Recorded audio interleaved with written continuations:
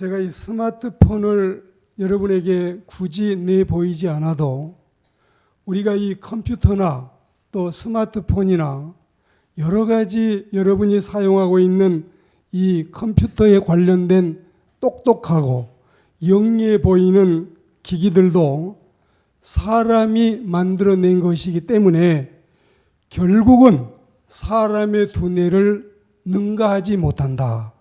이걸 우리는 정설로 받아들이고 사실이 그렇습니다. 하물며 제 아무리 재간둥이 같고 무척이나 약삭빠른 이런 모습을 가지고 있는 동물들도 간단하고 쉬운 방법에 의해서 사람들에게 잡혀드는 것을 보면은 웃음이 절로 납니다. 소개되고 있는 여러 이 생포 작전 방법 보면은 고양이 잡는 법, 두더지 잡는 법, 멧돼지나 뱀이나 새, 심지어는 포악한 이 사나운 맹수까지도 잡는 방법이 다양하게 이 컴퓨터에도 소개되고 있습니다. 그 중에서 원숭이를 잡는 정말 의외로 간단한 방법이 있는데, 먼저 코코넛에 원숭이의 손이 간신히 들어갈 만한 작은 구멍을 만든 다음에 그 통 안에는 원숭이가 좋아하는 열매들을 놓아두는 겁니다. 시간이 조금 흐르면 원숭이가 둥근 통에 가까이 와서 먹잇감의 냄새를 맡습니다. 그리고 그 안에 들어있는 열매를 바라봅니다. 그리고 주위를 맴돌면서 혹시 이 사람의 시선이 있는가 감시하다가 그 구멍 속에 손을 넣어서 작은 부스러기 하나를 꺼내서 입에 물고 맛을 봅니다. 그리고 그 감미로운 맛에 원숭이는 환장을 해서 손을 더 깊숙이 넣어가고 더 많은 것들을 짚습니다. 그리고 이제 이 많은 것들을 짚고 손을 빼내려고 하는데 처음에 구멍이 적다 그랬지요. 아무래도 손이 빠지질 않는 거예요. 그러면 이제 이거를 밖에서 지켜보고 있던 사람이 와서 이 원숭이를 생포를 하는데 원숭이는 큰 눈을 깜박거리면서 어쩔 줄 모르고 몸부림을 치다가 결국은 사람에게 잡히는 겁니다. 자, 여러분 보십시오. 원숭이가 잡히지 않는 방법은, 여러분 우리가 이 영상을 보시면 원숭이가 호랑이까지도 이 장난을 치고 이 호랑이를 때리고 도망가고 이 밀림에 이런 원숭이도 있는데, 간단하게 잡히지 않으려면 쥐고 있던 것을 놓고 그냥 손을 빼면 되는 건데, 이 원숭이는 지금 열매를 쥐고 있는 게 아니라 욕심을 쥐고 있는 겁니다. 그 욕심 때문에 이거는 절대로 나는 잡히면 잡혔지 사람에게 잡혀서 놀이개감이 되면 되고 죽으면 죽었지 나는 이건 못 놓겠다. 이게 원숭이의 한계라는 사실을 여러분에게 말씀을 드리고 싶습니다. 이렇게 간단한 의외의 방법이 계속해서 원숭이들에게 통하는 것은 무엇일까요? 똑똑한 원숭이라고 해도 그것이 원숭이의 한계다. 잡혀간 동료가 수없이 많이 발생되는 걸 보면서도 또 다른 원숭이들은 여전히 그 쉬운 방법으로 사람들에게 잡히는 겁니다. 이 시간에 굳이 만물의 영장으로 지음을 받은 고귀한 존재인 인간을 원숭이에 비한다는 것은 가당치도 않는 일이지만 왠지 서글픈 이 마음을 갖게 되는 것은 못난 원숭이가 아니라 왠지 우리 사람도 왕왕 원숭이를 웃으면서도 우리 또한 이런 우를 범하고 있지 않는가. 이것을 오늘 우리는 교훈 삼아서 하나님의 말씀을 잘 가슴에 새기는 은혜로운 시간이 되기를 주의 이름으로 권면합니다.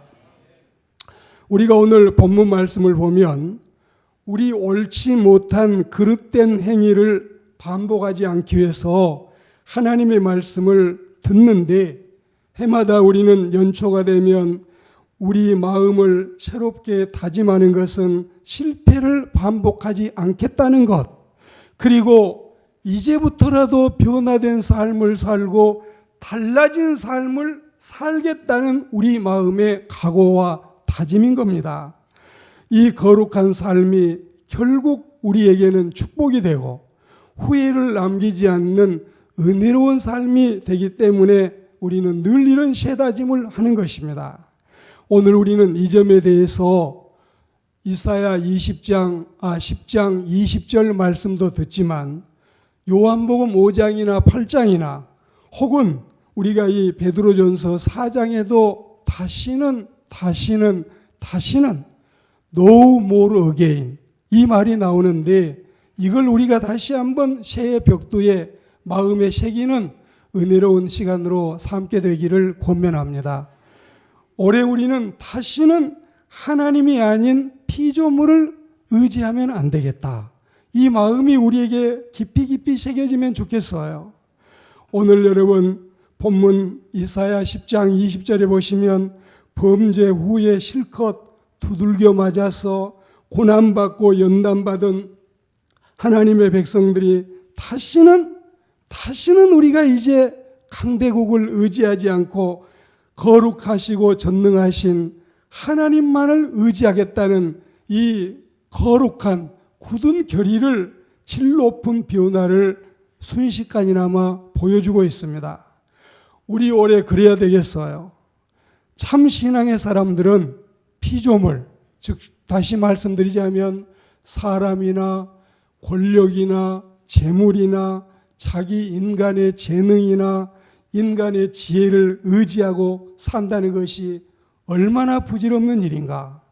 하나님만 의지한다는데 하나님을 의지하면 하나님께서 이 모든 것들을 더 주신다는데 왜 우리는 부질없는 이런 생활을 반복하고 있을까? 이걸 우리가 한번 다시 우리 마음속에 새기고 들어야 되겠습니다. 이사야 26장 4절을 보시면 너희는 여호와를 영원히 신뢰하라. 주 여호와는 영원한 너희의 반석이시다. 할렐루야. 그리고 시편 146편 3절을 보시면 귀인들을 의지하지 말라. 이 세 번역이 되기 전에는 방백이라 했는데 도지사나 혹은 시장이나 그렇지 않으면 고을의 원님이나 이런 사람들을 알고 지내는 게 살아가기가 얼마나 좋고 쉽겠습니까? 근데 이런 사람을 의지하지 말아라. 도울 힘이 없는 인생도 의지하지 말아라. 4절에 보시면 왜 그러느냐? 그의 호흡이 끊어지면 흙으로 돌아가서 그날에 그 사람의 모든 계획과 도모가 소멸된다. 인간의 부질없음과 덧없음과 한계 있음을 탓하고 사람 의지하는 것이 이와 같다는 뜻입니다. 5절에 보시면 야곱의 하나님을 자기의 도움으로 삼으며 여호와 자기 하나님에게 자기의 소망을 두는 자가 복이 있다. 아멘. 올해 우리는 이 말씀을 가슴에 새기고 기억하며 살아야 되겠습니다. 전에는 몰라서 그랬고 과거에는 약해서 그랬지만 이제는 신앙의 연조가 쌓였잖아요. 이제는 믿음의 근육도 생기고 알통도 생겼잖아요. 이제는 은혜 생활의 속살도 불어났지 않아요. 우리는 과거처럼 여전히 그런 반복된 실패의 습성이 아니라 다시는 이런 데에 매이지 않는 하나님의 사람들이 되기를 축복합니다. 예레미야 17장 5절과 6절에 보시면 무릇 사람을 믿고 육신으로 힘을 삼고 여호와에게서 떠난 자는 저주를 받는다. 그리고 이제 7절과 8절이 중요한데 7절에 보시면 그러나 무릇 여호와를 의지하며 여호와를 의뢰하는 그 사람은 복을 받을 것이라. 그리고 8절에 그는 시냇가에 심어진 나무가 그 뿌리를 강변에 뻗치고 더위가 올지라도 두려워하지 않으며 그 잎이 청청하며 가무는 해에도 걱정이 없고 결실이 그치지 아니하리라. 하나님을 의지하면 하나님이 책임을 지시고 가물 때에도, 그리고 여러분 어려울 때에도 책임을 지신다는데, 인간은 하나님이 아닌 다른 피조물을 수없이 의지하고 사는 이런 부끄러운 모습을 가지고 있습니다. 설교하시는 양반, 너무너무 걱정거리 많고 근심거리 많은데 하나님만으로는 부족해요. 돈도 필요해요. 사람도 권력이 필요해요. 그리고 또한 의지할 게 내 지혜도, 내 재간도, 내 재능도, 내 노력도 필요해요.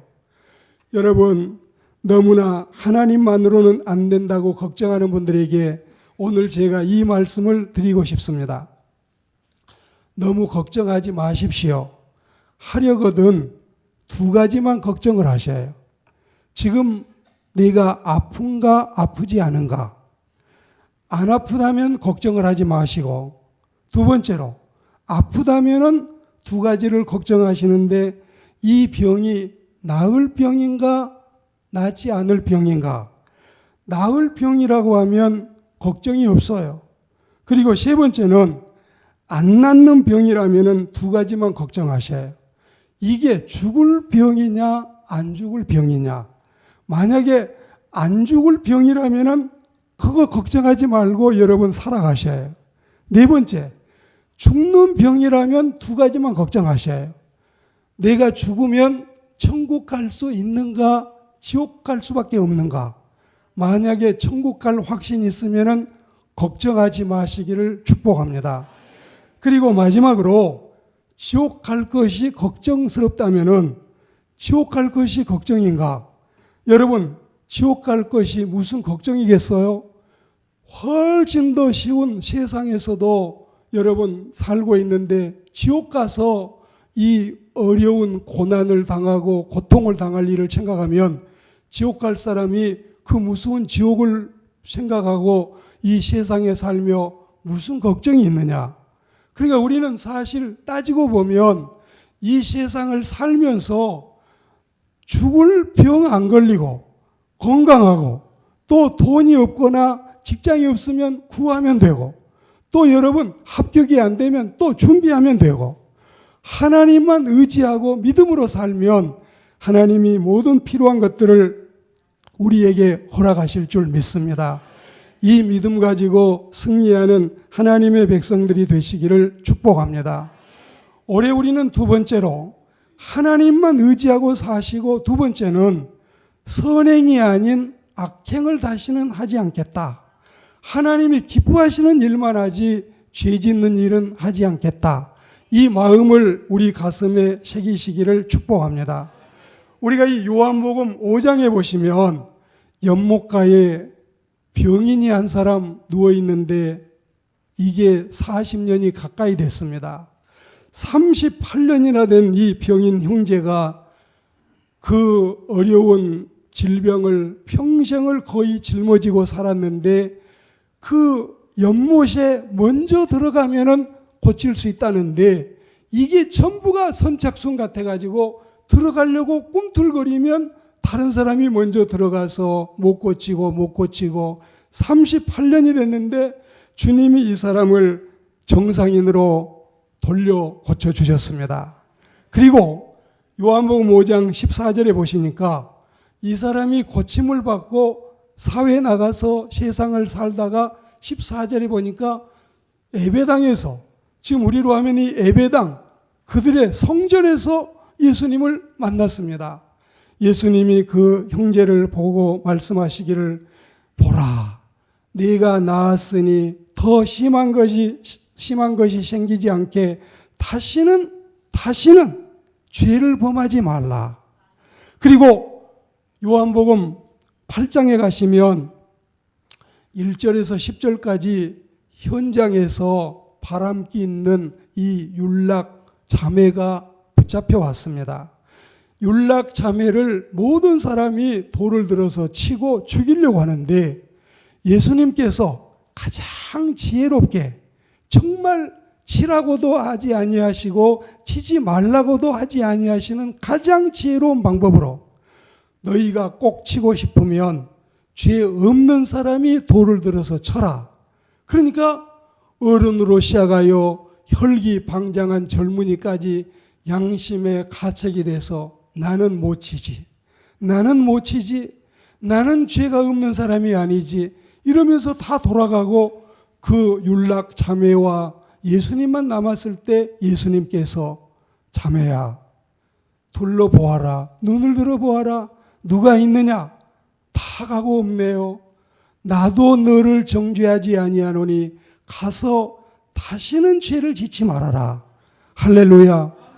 우리가 이 요한복음 5장과 8장에서 다시는 죄를 짓지 말라고 하신 예수님의 이 뼈아픈 정을 박는 이 말씀을 새겨드려야 됩니다. 죽을 고생 다 하다가 예수님 만나서 근 40년 된 병을 고쳤는데 어떻게 고친 병이라고, 어떻게 받은 축복이라고 이걸 헐값으로 내다가 발로 차고 버려야 되겠습니까? 여러분, 죽을 죄를 범했다가 우리는 강서 유치장이나 혹은 구로동 여러분 이 교도소에 얼마 살다 나오면 되지만 예수님 당시에 간음하던 여인은 돌로 쳐 죽이는 겁니다. 죽을 죄를 지었지만 예수님을 만나서 용서받은 이 율락 자매가 다시는 그 자리로 돌아가지 말아야지. 이렇게 예수님의 용서를 받고 나서 또 다시 여러분 이 화등가로 간다면 이게 말이 되느냐? 안 된다 이것입니다. 안 됩니다. 안 됩니다. 아니 됩니다. 세상 사람 모두가 돌멩이를 들고 쳐 죽이려 했어도 예수님이 살려냈는데 40년 가까이 그 연못에 들어가고 싶어도 못 들어간 나를 예수님이 고쳐주셨는데, 그리고 여러분 우리가 다짐하고 은혜 받고 말씀 듣고 결심한 적이 몇 번입니까? 그 몇 번입니까? 올해 우리는 다시는 내게 생명 주신 주님의 은혜 감사해서 하나님 앞에서 범죄하지 않는 선하게 살아가는 주의 백성들이 되기를 축복합니다.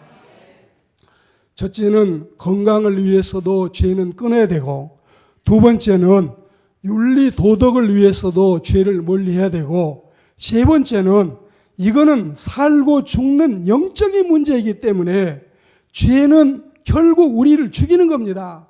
욕심이 잉태한 적 죄를 낳고 죄가 성장하면 사망을 낳기 때문에 이거는 윤리도덕 문제보다도 앞서서, 건강 문제보다 앞서서 내 생명 문제니 우리는 올해 선한 일에 힘쓰고 하나님이 기뻐하시는 의로운 삶에 충실한 주의 백성들이 되기를 축원합니다. 로마서 6장 13절에 보시면 또 너희가 지체를 불의의 무기로 죄에게 내주지 말고 오직 너희 자신을 죽은 자 가운데서 다시 살아난 자같이 하나님께 드리며 너희 지체를 의의 무기로 삼으라. 지난주에 말씀드린 것처럼 이 세대를 본받지 말고 마음을 새롭게 함으로 변화를 받아서 하나님의 선하심, 하나님의 기뻐하심, 하나님의 온전하신 뜻이 무엇인지 분별하며 살아가는 하나님의 사람들이 되기를 축복합니다. 죄를 멀리하고 끊고 버리는 생활은 신앙의 소극적인 선이라면 죄를 버리는 것이 아니라 이제는 선을 행하고 의를 행하고 열매를 맺고 섬기고 봉사하고 헌신하는 생활은 적극적인 선인 겁니다. 나 죄 안 짓고 살겠다. 거기서 그치지 마시고 나는 선하게 의롭게 남을 도우며 살겠다. 이런 그리스도인으로 살아가시기를 축복합니다. 올해 나쁜 육체의 소욕은 다 내다가 버려야 되겠어요. 아무짝에도 쓸데없는 거, 이런 거 여러분 더 이상 짊어지고 있지 마세요. 이제는 좋은 성령의 열매를 주렁주렁 맺는 하나님의 사람들이 되기를 권면합니다. 마지막 한 가지만 더 말씀을 드리고 맺겠습니다. 다시는 우리는 하나님이 아닌 피조물을 의지하지 마시고 다시는 죄 짓는 생활이 아니라 의로운 생활을 하시고, 그리고 여러분 우리는 다시는 선행이 아닌 악행을 버려야 되고, 그리고 세 번째는 생에 충실한 삶이 아닌 낭비하는 인생을 더 이상 나는 살지 않겠다. 이 마음을 우리가 가져야 될 줄로 믿습니다. 베드로전서 4장 2절 말씀에 보시면 그 후로는 다시 사람의 정욕을 따르지 않고 하나님의 뜻을 따라서 육체의 남은 때를 살게 하려 하심이라. 우리 육체의 남은 때가 얼마입니까? 우리가 살아갈 날이 얼마만큼 남아 있습니까? 이 부질없는 삶 속에서 허송세월할 때가 이제는 지나간 때가 족하다 했습니다. 우리가 이 베드로전서 4장 2절을 말씀을 소개했는데 앞서 1절에 보시면 육체에 고난받는 자가 죄를 그치고 있다. 뒤에 3절에 보시면 죄의 생활은 지나간 때가 족하다. 지나간 때가 족하다. 이제 실컷 방탕한 생활, 실컷 타락한 생활, 실컷 죄 짓는 생활, 실컷 성령님을 근심시키는 생활, 그 정도 했으면 됐다. 그만해라. 그만해도 넉넉하다. 이게 하나님의 말씀입니다. 뭐가 족할까요? 음란이나 정욕이나 술취함이나 방탕이나 향락이나 무법한 우상숭배나 믿지 아니하는 불신자나 이방인의 뜻을 따라 행한 것이 지나간 때가 족하다. 그 정도 했으면, 그 정도 넘어졌으면, 그 정도 자빠졌으면, 그 정도 실패했으면, 그 정도 우리가 주님을 서운하게 했으면 그만하셔요. 저도 여러분도 그만하고 이제는 마음을 돌이키는 우리가 되기를 축복합니다. 우리의 육체의 남은 때는 얼마나 될 것인가? 가끔씩 제가 이 장례식장에서 그러지 않아요? 60년을 딱 환갑까지 만 60세를 살면 21,900날이고 80년, 딱 80년을 살면 29,200날이다. 이렇게 인간이 3만 날을 살지 못하는데 이렇게 부질없는 인생을 우리가 육체에 남은 때라 해야, 이제 여러분 5박 6일을 산다면 5밤 자고 1밤밖에 안 남았고 6박 7일을 산다면 6밤 자고 1밤밖에 안 남았고 7박 8일을 산다면 7밤을 다 자고 이제 1밤만 자고 나면은 내일 아침이면 우리 인생은 떠나야 되는 겁니다. 떠나야 돼요. 죽지 않는 인생이 어디에 있습니까? 홍한소년 미인들아 자랑하지 말아라. 영웅어골 열사들아 뽐내지 말아라. 유수 같은 세월이 너를 재촉하고 저 적막한 공동묘지가 너를 기다리고 있구나. 한강수는 늘 흘러 쉬지 않건만 무정하다 이 인생 한 번 가면 다시 못 오네. 우리는 하나님 앞에서 육체의 때는 지나간 때로 족합니다. 다시는 no more again, 더 이상 우리는 죄에 빠져서 그 돼지가 토했던 데 다시 눕는 것처럼 이런 삶이 우리에게 더 필요하지 않습니다. 하나님의 은혜로 살아가는 주의 백성들이 되기를 축복합니다. 오늘이 나의 마지막이라면 나는 어찌할 것인가?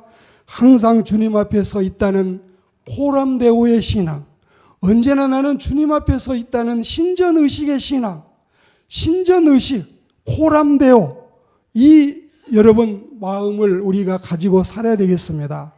성령 충만받고 변화된 신자의 모습이 내 모습이 되기를 축복합니다.